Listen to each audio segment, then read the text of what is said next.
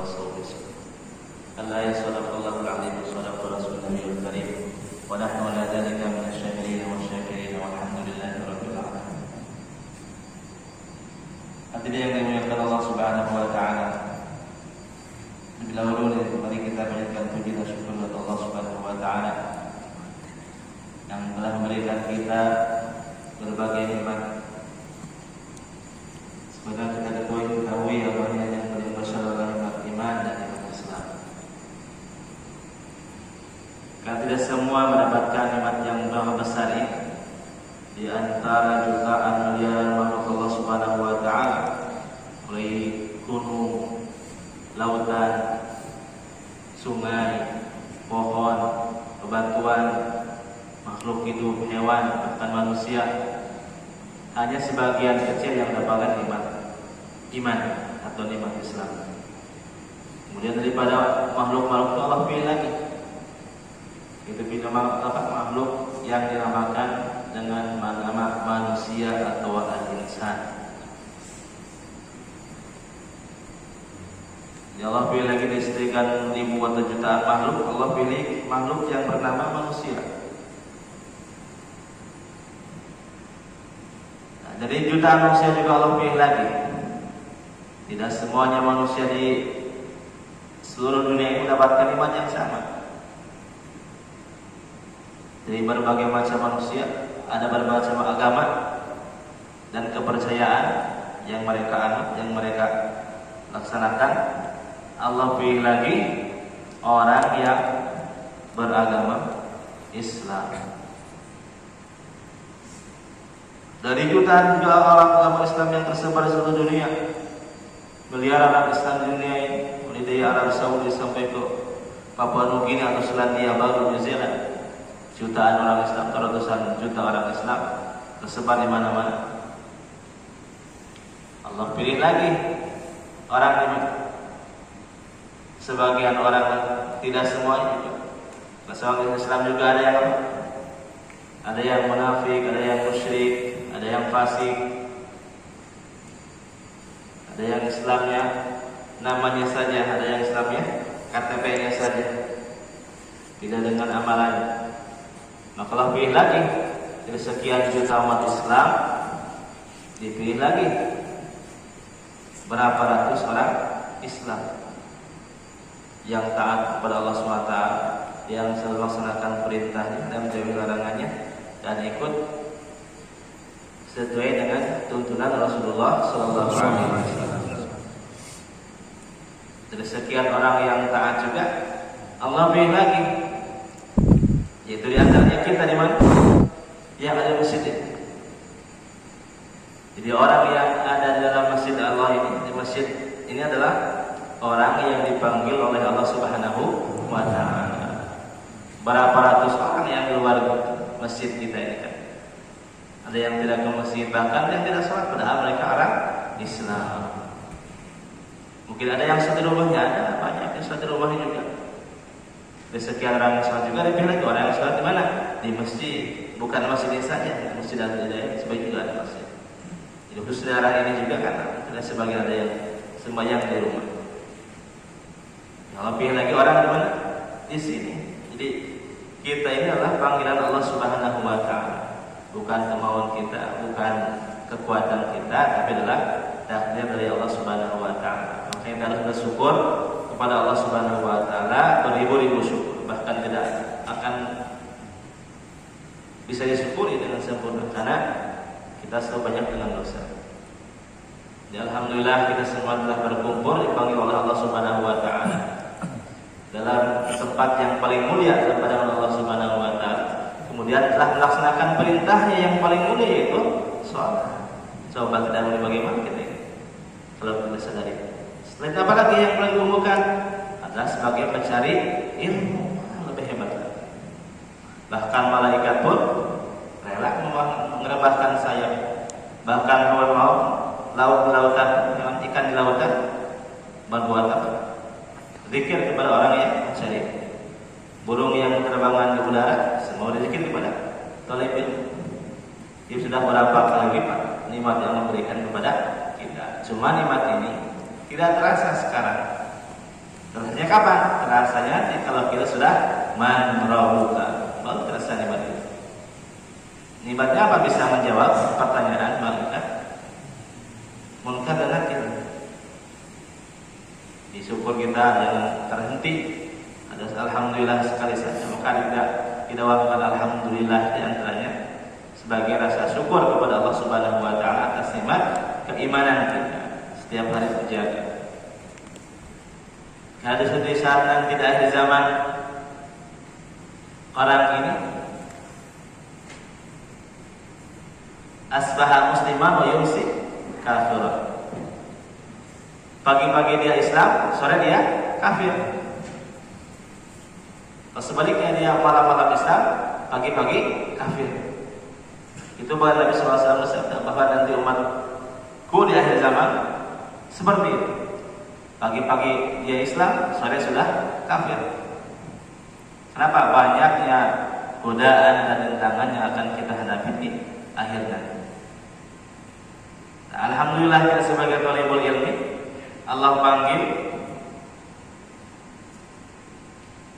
ke tempat ini, di antaranya, walaupun ada tempat-tempat lain itu pondok-pondok yang lain, tapi kita dipanggil mana?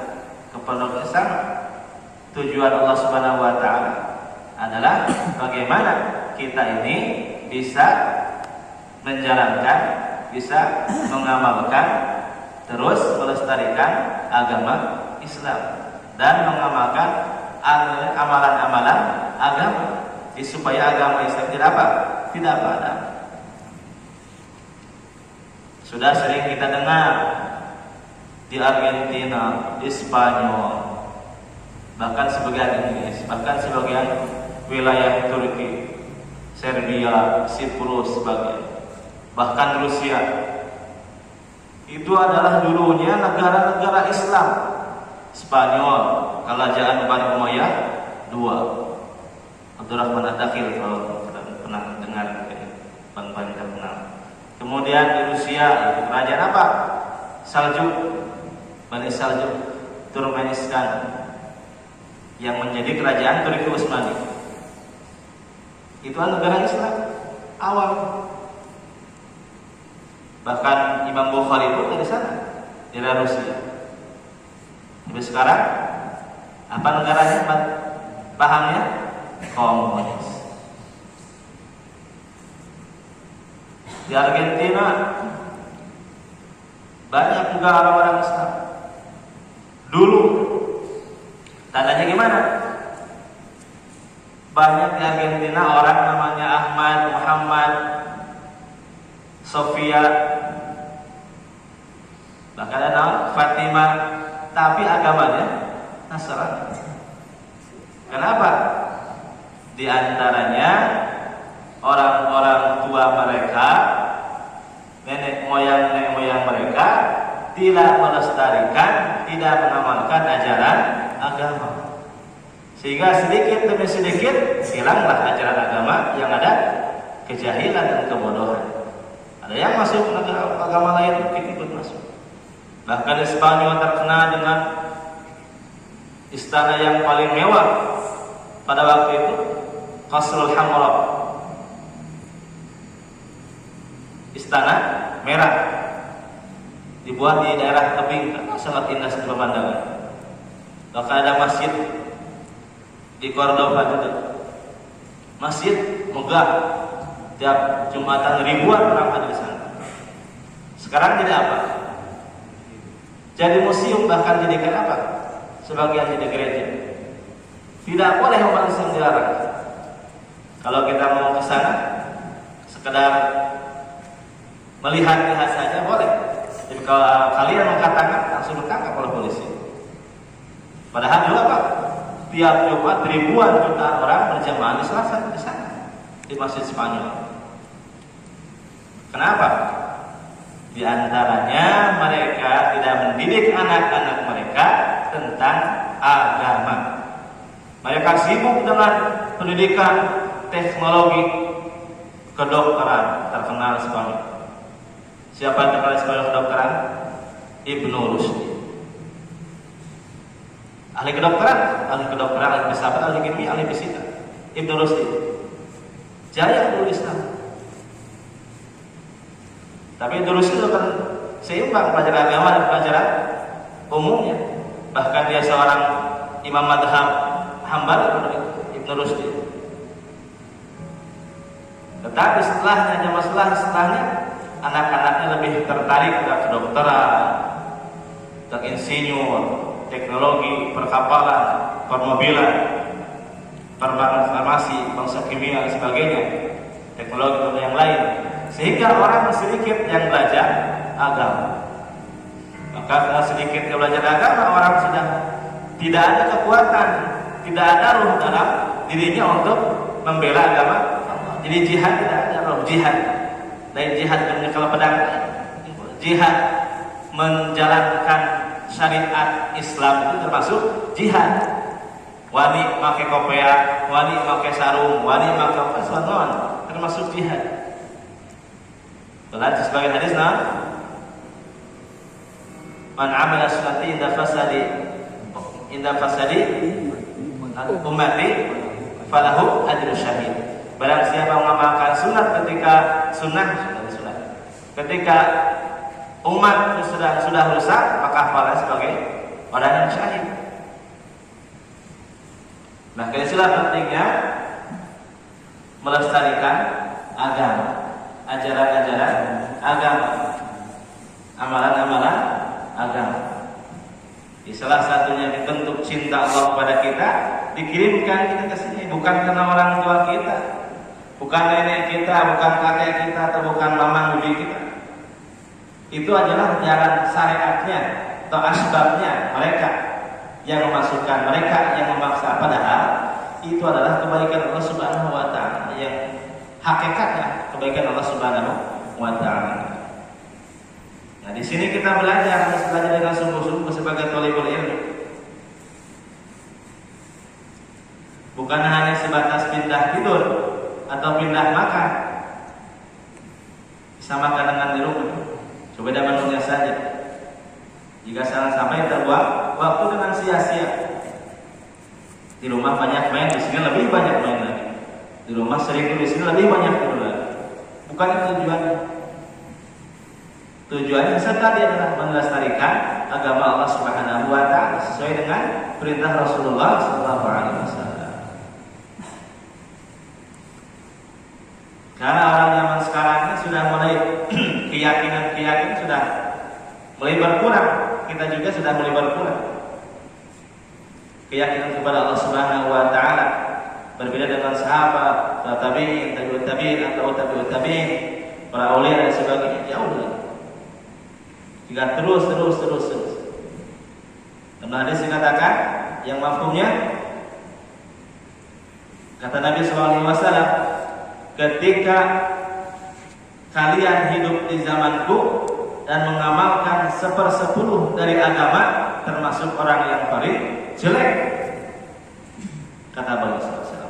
Tapi nanti di akhir zaman akan datang suatu masa di mana umatku sudah mulai keyakinannya melemah, tapi ketika mereka mengamalkan 1/10 saja mengamalkan agama, mereka itulah orang yang paling baik kata Rasulullah SAW. Di 1/10 di akhir zaman sama dengan orang yang paling baik pada waktu para sahabat. Kenapa? Rintangannya, tantangannya luar biasa pada hari ini.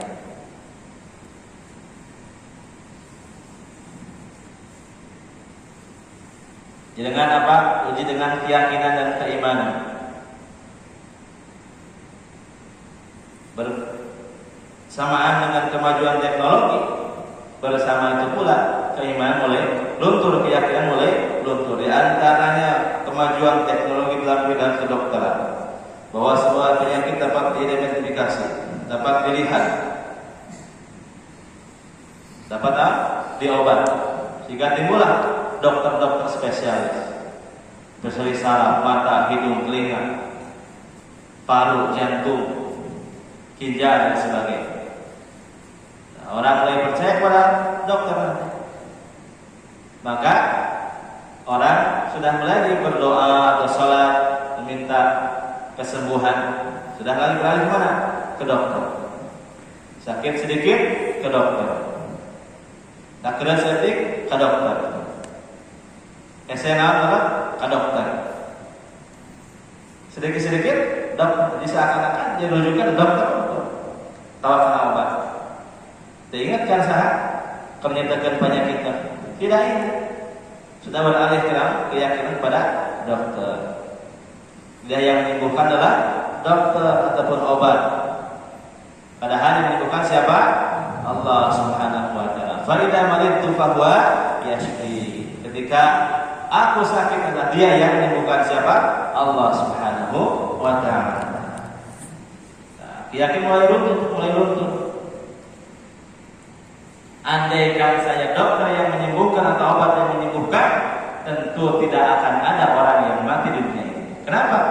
Salah kan ya? Tapi ternyata dokter bagi loba, penyakit bagi loba, rupanya bagi loba. Berarti dokter tidak menyembuhkan, obat tidak menyembuhkan, yang menyembuhkan siapa? Allah Subhanahu wa taala. Obat bagi canggih, alat bagi canggih, dokter bagi hebat, kita S3, dokter dan spesialis. Ratusan juta dia ini. Ayah mau bisa meracik obat panjang umur, awet muda. Loba kan bisa ya. Ayah awet muda. Ini tinggal di Parawat. Aki-aki juga punya 16 tahun. Kahayang. Tapi ternyata makin hebat, makin canggih, bukan makin banyak orang yang lebih muda, bukan banyak orang yang lebih cantik, tapi anggar loba anu marah.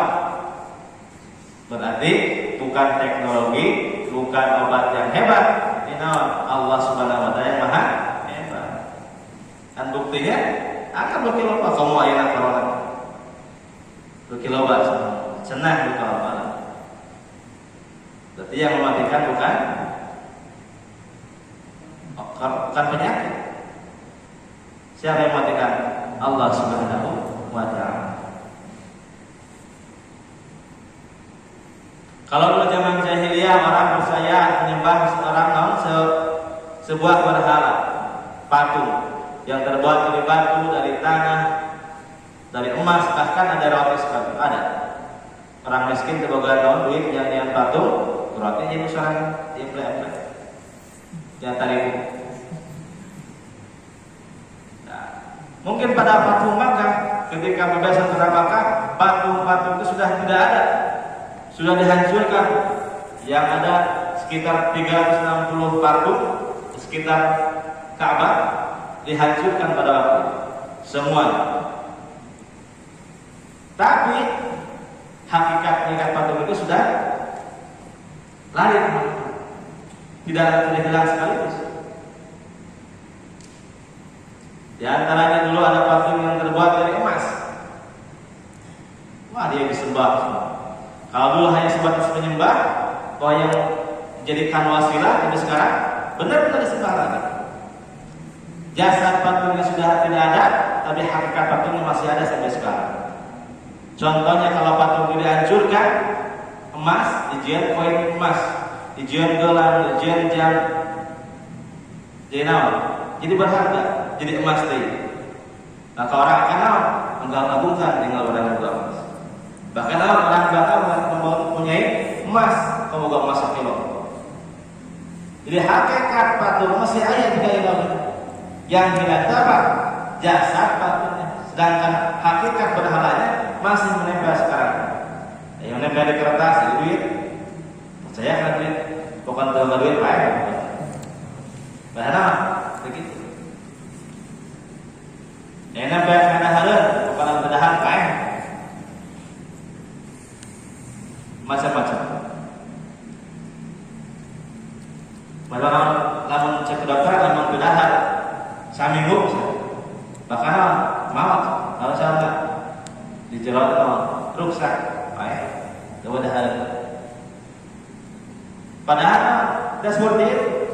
Contohnya Nabi Musa alaihissalam berapa hari dalam perut ikan? 40 hari 40 malam.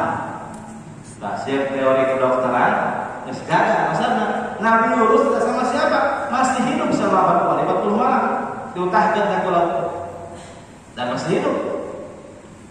Namun saya teori kedokteran ada dengan keselamatan karena tidak hasil yang 40 hari. Berarti yang mematikan, yang meninggalkan bukan makanan, yang mematikan bukan tidak ada makanan. Andai kan yang mematikan tidak ada makanan, pasti Nabi Yunus sudah meninggal pada. Tapi ternyata Nabi Yunus masih sehat selama 40 hari 40 malam. Apa makan Nabi Yunus pada waktu di dalam perut ikan? Nah, datang laut itu datang mendulukan aja orang. Terkadang kalau cerita Nabi Yunus makan gasolin, tidak ada sih. Kita hadis dari waktu tidak. Kau kelas seluruh, jarang kelas seluruh kan? Atau nyebelkan langsung ke daging lauk kita nggak bos? Tidak ada. Apa makanannya? La ilaha illa anta annaka inni kuntu minadh dhalimin. Nah, itulah makanan Nabi Yunus selama 40 hari 40 malam dalam ikan paus. Ternyata itu kan bukan nasi, bukan daging, bukan roti. Ternyata yang menyenangkan itu bukan makanan, tapi Allah Subhanahu wa Ta'ala. Dengan zikir bisa kenyang. Di antaranya surah Fatilah, surah Yasin. Kalau dalam hadis dikatakan bahwa ketika orang yang kenyang, lapar, kelaparan, tidak ada makanan, membaca surah Yasin, maka dengan izin Allah orang itu akan merasa kenyang. Cobaan. Mudah-mudahan dilupa surah Yasin. Itu dalam hadis. Banyak fadilah. Di antaranya di orang yang kelaparan membaca surah Yasin akan kenyang. Orang yang sasar jalan dari surah Yasin akan kenyang. Di antara kalian Nabi Muhammad yang kenapa hadis dari kitab Tabrani. Masa banyak fadilah surah Yasin di antaranya. Bahkan Nabi sallallahu alaihi wasallam meriwayatkan langsung hadis yang mafhum hadisnya bahwa nanti di akhir zaman umat-umatku akan tidak mempunyai makanan sedikit pun, tidak ada roti, tidak ada air. Kata sahabat, ya Rasulullah, bagaimana kita hidup tidak ada makanan, tidak ada air? Mustahil sekali. Mustahil bagi siapa? Kata Rasulullah. Bagi kita mustahil, bagi Allah tidak mustahil. Terus apa makanannya Rasulullah pada waktu itu? Tidak ada makanan. Apa terkait itu? Kalau tidak makanan, kata Rasulullah SAW, makanan umatku di akhir zaman nanti adalah subhanallah walhamdulillah wala ilaha illallah Allahu akbar. Itulah kata Rasulullah SAW, makanan kita di akhir zaman ketika Dajjal datang. Jadi ketika Dajjal datang, semua perekonomian, semua makanan dikuasai oleh dia. Hayang dah, sok sadar dengan Dajjal. Mana mengdahar kecuali nawan eta masalah. Tidak ada menawarkan sok hayang dahar gitu. Kalian surga Dajjal. Mun mengdahar sudah neraka Dajjal dia mau mana makanan. Namun dia ada kesan Dajjal bisa menghidupkan baik, bisa menjadikan tumbuhan, bisa menurunkan hujan, bisa mendatangkan panas. Terkebatan aja kalau tidak istimewanya Dajjal. Kalau diberi keistimewaan itu. Jadi itu pas nawan, pas pangeran, pas Allah Subhanahu wa Ta'ala. Nah, itulah ujian paling berat kata Rasulullah SAW ketika Dajjal datang. Orang tua kenapa? Kelaparan dan segi makanan. Tapi orang-orang Muslim akan diberi fadilah dengan membacakan Subhanallah, Alhamdulillah, wala ilaha illallah. Mereka akan kenyang seperti itu. Berarti yang menyenangkan bukan apa? Bukan makanan. Siapa yang menyenangkan? Allah Subhanahu wa Ta'ala.